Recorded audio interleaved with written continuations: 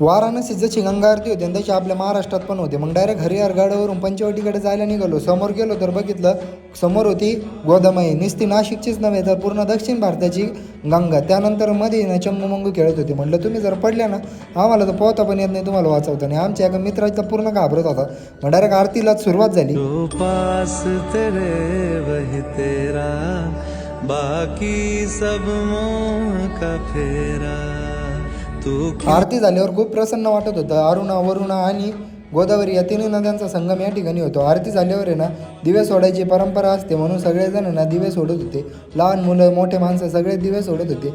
आपण गडावरून आल्यापासून काहीच खाल्लेलं नव्हतं, त्यामुळं ना पोटामध्ये डायरेक्ट ना मोठे कावळे वाढायला लागले होते. म्हणून ना आधी पोटा पाण्याचा प्रश्न मिटवला. वेळ भरपूर होता म्हणून श्री गोराराम मंदिरात आलो आणि नंतर श्री काळाराम मंदिरात देखील गेलो. हे दोन्ही मंदिर नाशिकचे आधारस्तंभ आहे. सीतागुफेच्या बाहेरून दर्शन घेतले आणि श्री स्वामीनारायण